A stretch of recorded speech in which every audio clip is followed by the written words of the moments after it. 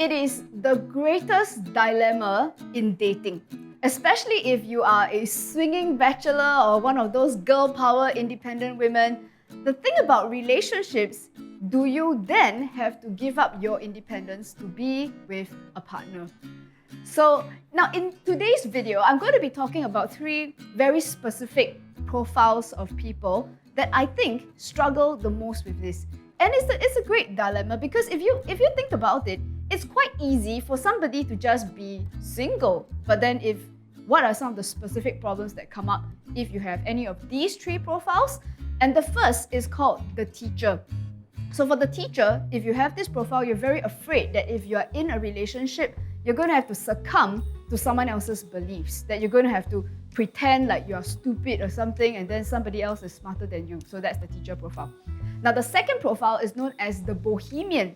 So you know what bohemians are? They are free spirits. They want the freedom to be able to travel and to meet up with people if they want to. And there's something about a relationship that goes like, okay, does that mean I have to be like somebody's wife? Do I have to like buy a house and then like hang out with the same person every day? That's just boring. Okay, so that's the bohemian. Okay. Now the third profile is someone called the individualist. And for the individualists, they are very concerned about this idea of being in a relationship, and horrors like getting married, having kids is like, you mean I'm like one of all the same type of people in society, the boring, old fogies? Surely I am more special. Surely I'm like more exciting than most people. So before we get into more detail, let's kind of backtrack a bit and look at this dating situation. Now in today's society, it's absolutely acceptable for a person to be an independent person. You could totally buy an apartment on your own, go hang out with whoever you like, move to any country you want, have any job you wish. And the truth is, well, maybe you might get a few people sort of like asking you awkward questions, but beyond that, you're free to live an independent life of your own. So I think if you belong to any of those profiles, one of the biggest dilemmas show up is that somehow, despite saying that you want to be an independent person, a lot of these guys find themselves in relationships. So now you have an added complication, which is known as the partner. So that's usually when some of these relationship issues show up. So for example, let's start with the teacher. Because if you're so afraid that someone's going to sort of impose their beliefs onto you, you'll find that if you have this profile, it's very likely that you might have some disputes with your partner. This can be in the form of political disputes, they could be religious disputes. You could even feel like sometimes it's just someone says A, the other person says B, and then now we both think that the other person's kind of stupid. And so that's with the teacher, that kind of disputes. And then you also get the bohemian saying things like, oh, I want to be in a relationship, but do you think it might be okay if we just sort of stay in this like mid-zone between friends and romantic partners, but yeah, don't really want to commit. So that's when you have a bit of that disjoint, right? Because it completely confuses the partner. So do you want to be with me, or you like just want to be friends, right? And sometimes the bohemian can't decide. Okay, and the last one would be the individualist. That quite often they sort of feel like, okay, I want to be an outlier. I don't want to do what everybody else does in society.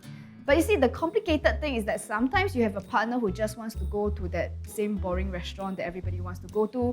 And the biggest horror of all is that, oh my God, your partner wants to get married, like me, get married, do the same thing as what my parents did. Like, you got to be kidding me, right? So that's where I think the biggest issue here, as I said, if you stayed single, you wouldn't have had all these problems. Now you choose to have a partner, got yourself into that situation, and now those guys with the profiles, they got an issue to deal with. So that brings us to the question, what do these guys want? Do they want their independence, or do they want to be in a relationship? Well, I don't know about you. You can leave your comments below and sort of let me know what you think.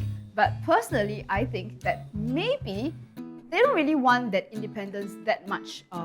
I think they do want to be in a happy relationship, but there are a couple of fears that they're going through. Now, the first one is that despite this outward expression, this outward display of strength and independence, now I think a lot of people might be internally dealing with a bit of weakness. That means they are kind of suspecting that, yeah, I think if my partner started talking about his religion that I don't share, that what if I start to believe in his religion? You see where I'm going with this? Or perhaps that maybe if I have a very active social life right now, but somehow if I get into a relationship or like Horus get married, that somehow I would end up giving up all my friends just to be with this person. So I think what a lot of people don't realize is that they kind of assume that they're going to be weak. That somehow when it's just them and a partner, somehow they're just going to bend and sort of follow this other partner. And I think sometimes it's a reaction, isn't it? A bit like a psychological reaction that, okay, before this person sort of bends me to their will, how about I stand my ground and I bend them to mine instead, do it my way. So what a lot of people don't realize is that we end up imposing our restrictions and our requirements onto our partner when actually, here's the irony, that was the very thing that we were afraid of in relationships ourselves. Now, another common thing that I hear from my students who have these 3 profiles is that they think that the other party is being insecure. So they might say things like, oh, my boyfriend insists that I have to think this same thing as him because he's afraid that I'm going to think he's stupid. Or I've got people saying things like, I think my partner is very insecure in the relationship, they don't trust me, or they think that if we don't get married, it means that our relationship is not real, that's why my partner is insisting on getting married. So it seems like it's quite easy to sort of look at the other party and say that, okay, I think you're a bit insecure. But let's just take a different perspective here. Now, what if it is the person with the profile who might be a bit insecure? Because it's not so easy to tell a smart person that they're stupid. And for a lot of people who believe strongly in their beliefs, it's not so easy to change their minds, right? I mean, especially if they're absolutely convinced that they are correct. So then why would you be so easily convinced, right? So I think for a lot of people, it's what they're confronting, which is very scary and very confronting for themselves, is that maybe you don't quite believe in your beliefs as strongly as you thought you did. Or perhaps you might scare you a little bit that, especially if you're a certain age and maybe this topic of marriage has come up, and if there's even a part of you that thinks it's kind of appealing, sometimes it scares a person because they might be thinking, oh my God, am I becoming normal? Am I becoming just like everyone else? I want to buy a house. I want to have kids. Does that make me weird? Does that make me boring? So I think for a lot of these people, they are confronting that part of themselves that they are like, they don't like. And sometimes it's kind of easy to sort of blame it on a partner and say that because you are imposing it on me. Now, see, the thing is, I know this really, really well. I mean, right now, I am already happily married, but I have 2 out of 3 of those profiles. And I do remember a time when, well, I guess it started with, first of all, me sort of conforming to what society wanted. Like, I thought it was like, okay, if it's normal for a girl to go out with a guy, if you try to be kind of demure or talk a lot about marriage and stuff, like, that would make me attractive and that would make it easier for me to find a boyfriend. So I did, and I would sort of put my beliefs aside. I would put my need for independence aside, and I would pretend to be like a conformist. And it didn't work because there were a few times when every time the topic of like a deeper commitment shows up, I look at it and I'm like, I'm horrified. And I know I don't want to put myself in a prison where my beliefs are not heard, where my need for freedom is not respected. So then, didn't work, right? And so after that, I decided that I was going to just not say anything. Like, I'm just not going to convey anything, just kind of go with the flow. That didn't work either because it meant that I didn't necessarily want to find out what the other party wanted. So we just kind of hung out and then there was just didn't go anywhere. And then in the 3rd stage, I got into a really nasty space. And I think some of you might resonate, tell me in the comments. The 3rd stage is pretty nasty because then I decided, no, I'm going to tell everybody about my beliefs. I'm strong. I'm never, ever going to get married. Or that I decided that this is my freedom, this is my independence, never going to give it up.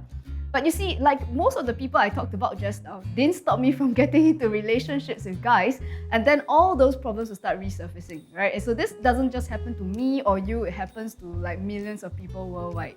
So the thing was, what I realized afterwards is that now, a relationship profile like this isn't about telling you this is who you should be with and this is the profile, this is the kind of guy or girl that's going to be your dream partner. I don't think it's as easy as that. Because we want to get out of the assumption that the problem is the partner. And I don't know if you agree with me, but I think half the time the problem is like here, it's us, right? And how we deal with issues of commitment and going to the next stage, being somebody else that you kind of weren't necessarily before.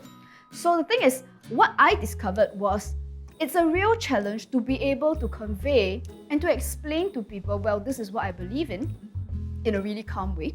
And to say that in my life, I sort of envision that this is how I want to live my life. And this is the kind of freedom, this is how I define freedom. And to be able to explain it in a way that isn't about imposing on another person.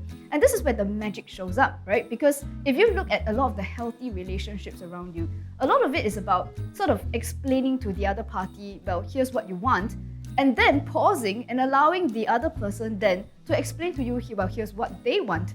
And it's all very civil, and it's all full of freedom, and it doesn't really matter which of the three profiles you are.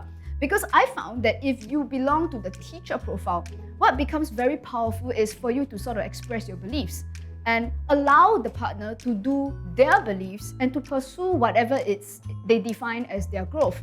Now, I have that profile myself, and I found that allowing another person to sort of pursue directions which you wouldn't normally pursue means that, here's the thing, you get to learn from 2 lifetimes, which is like pretty damn cool for me. And I think if you have the bohemian profile, I think it's a big surprise to realize that instead of you just having your social life, sometimes you get to benefit from 2 sets of social lives. And often you realize that people actually do want to have a lot of time apart too.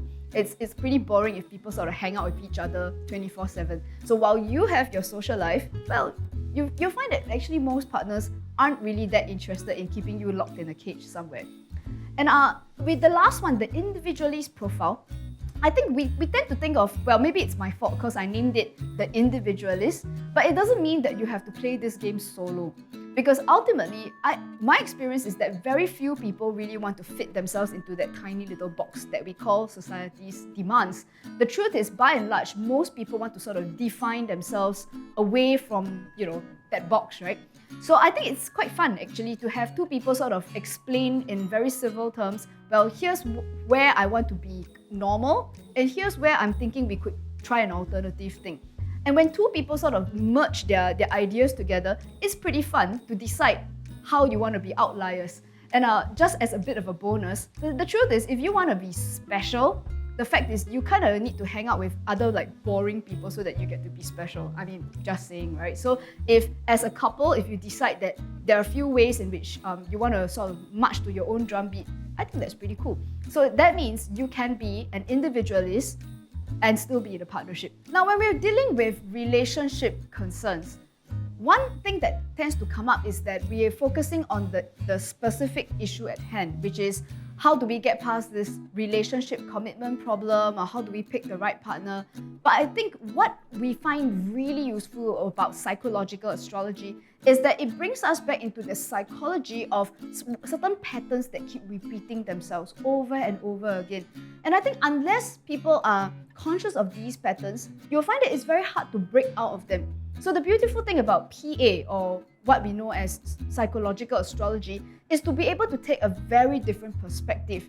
Because is it really that we are afraid that other people are imposing an independence restriction on us, or is it that we might be unconsciously imposing the same thing on others? So you might want to check out some of our programs. You'll see links in the description below. So we'll see you in class, alright? Okay, so catch you guys in the next video.